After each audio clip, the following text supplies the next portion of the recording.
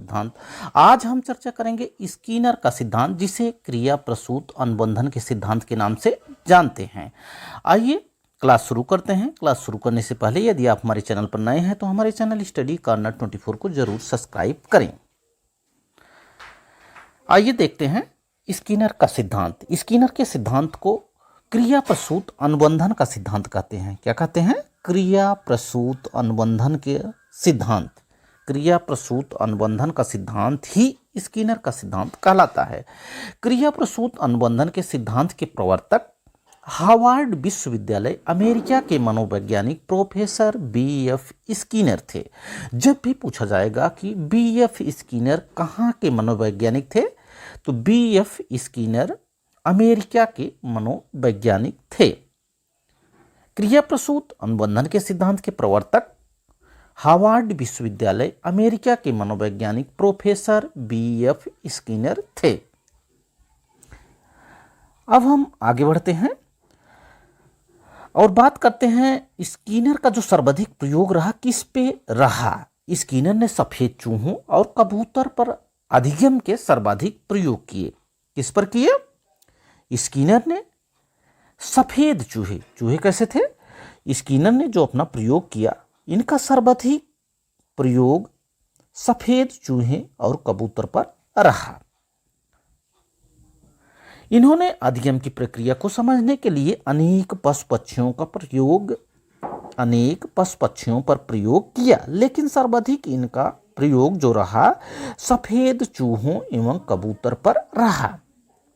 जब भी बात की जाएगी स्कीनर की, स्कीनर के सिद्धांत को क्रिया प्रसूत अनुबंधन का सिद्धांत कहते हैं। यह अमेरिका के मनोवैज्ञानिक थे, जो कि एक प्रोफेसर थे हार्वर्ड विश्वविद्यालय में। इन्होंने अनेक पशु पक्षियों पर प्रयोग किए, लेकिन इनका जो सर्वाधिक प्रयोग रहा सफेद चूहों और कबूतरों पर रहा।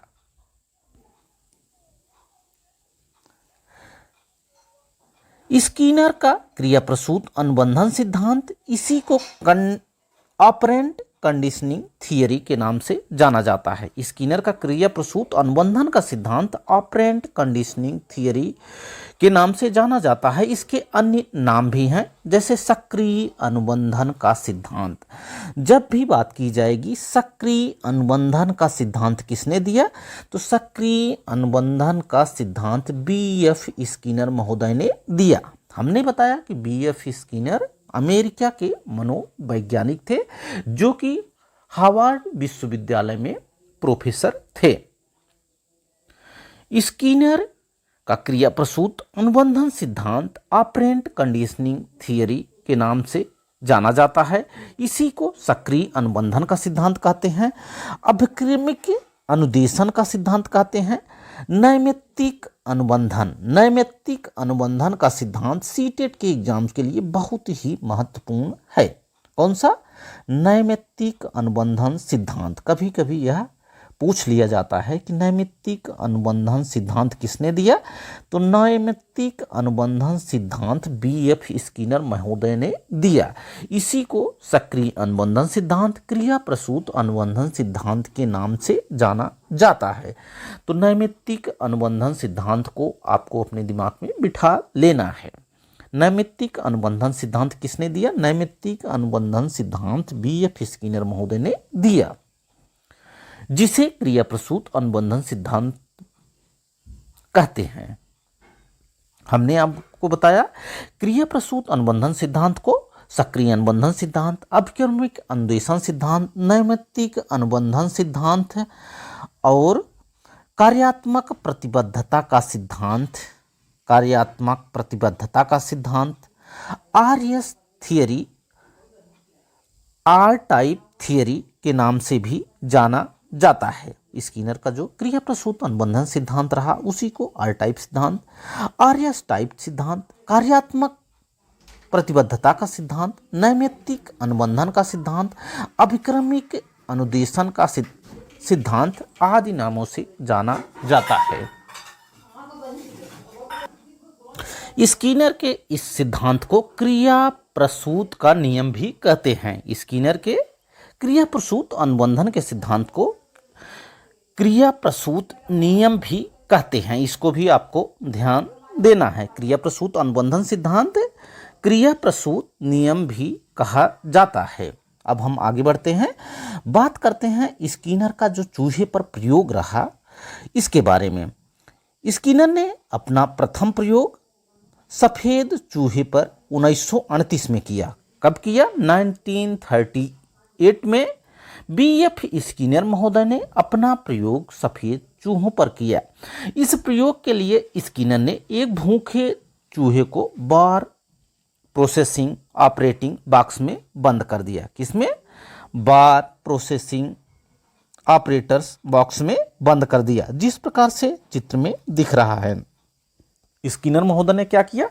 सफेद चूहे को जो कि भूखा था उसे बार प्रोसेसिंग ऑपरेटिंग बॉक्स में बंद किया। प्रारंभ में चूहा बॉक्स में इधर उधर घूमता रहा, उछल कूद करता रहा। इन्हीं गतिविधियों में बॉक्स का लीवर दब गया तथा घंटी की आवाज के उपरांत भोजन तस्तरी में भोजन का टुकड़ा आ गया। चूहा भोजन को देखकर उसे खा लेता है। इस प्रकार के कुछ प्रयासों के बाद चूहा लीवर दबाकर तस्तरी में भोजन गिराना सीख लिया। स्किनर महोदय ने क्या किया? स्किनर महोदय ने सफेद चूहों को लिया और उनको बार प्रोसेसिंग ऑपरेटिंग बॉक्स में बंद कर दिया। प्रारंभ में चूहा बॉक्स में इधर उधर घूमता रहा, उछल कूद करता रहा और इन्हीं गतिविधियों में बॉक्स का लीवर दब गया तथा घंटी की आवाज के बाद भोजन तस्तरी में जा गिरा। चूहा भोजन को देखकर उसे खा लेता है। इस प्रकार के कुछ प्रयासों के बाद चूहा लीवर दबाकर तस्तरी में भोजन गिराना सीख लिया। यानी चूहे को यह ज्ञात हो गया कि लीवर दबाने से ही हमको भोजन मिलेगा। तो भोजन प्राप्त करने में चूहा सफल रहा। कई प्रयासों के बाद भोजन को तस्तरी में गिराना सीख गया चूहा।